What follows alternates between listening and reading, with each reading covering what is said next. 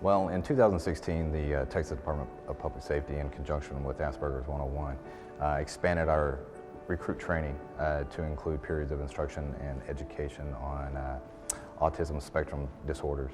Over a year ago, Sam, my son Sam, was beginning to drive, and we had approached the Department of Public Safety here in Texas on a code, communication impediment with a peace officer, to be placed on the Texas driver's license and Texas ID, and how to better promote that throughout the state. So we teamed up initially with that program. From that led to the training of DPS trooper recruits, which Sam and I have done for 3 classes already, and from that led to a Driving with Autism camp.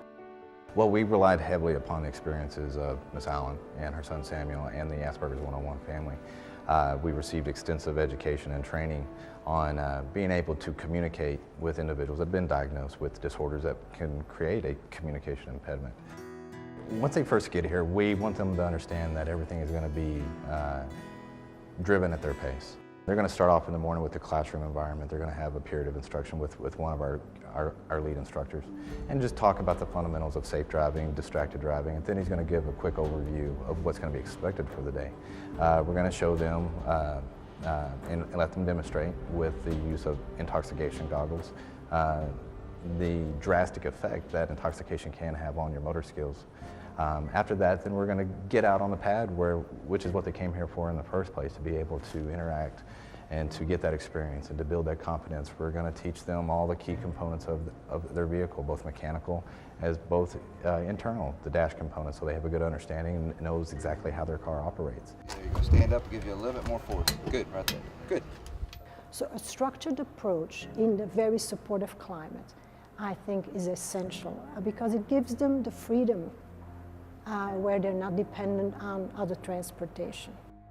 One of the biggest things that we are keenly aware of is that a Texas driver's license can serve as a passport to independence for a person that has a disability.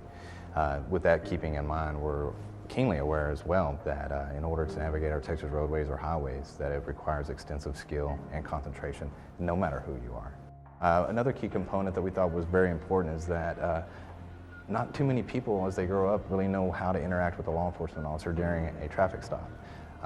Most of us just learned from, unfortunately, when our parents got pulled over when we were younger.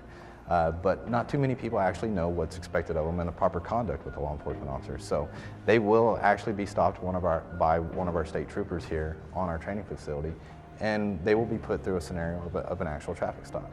Our lead instructor that will be in the car with them will teach them all the proper etiquette and the proper conduct of what's expected of them, but to also reinforce to them it's not a scary situation. We want them to understand that this law enforcement officer is there to enforce traffic laws, but he's nothing to be intimidated by. Okay, so keep your hands on the steering. There you go. Put your window down. Wait for him. How are you doing today, sir? Good, sir. How With the about you? highway patrol. The reason I'm stopping you is failed to use your turn signal back there at that intersection when you got on 35. Do you have your license and insurance available? Yes, sir, but my license is in my wallet. Can I take it out? Sure, absolutely. Go ahead and grab that for me. One great side benefit is that we are no longer intimidated by state troopers. They are the nicest people. They were so supportive. It was just amazing and heartwarming how much they could relate to our kids. So when something happens and our kids have to interact with a state trooper, they won't fear them. They will see them as an ally, somebody who's going to help them.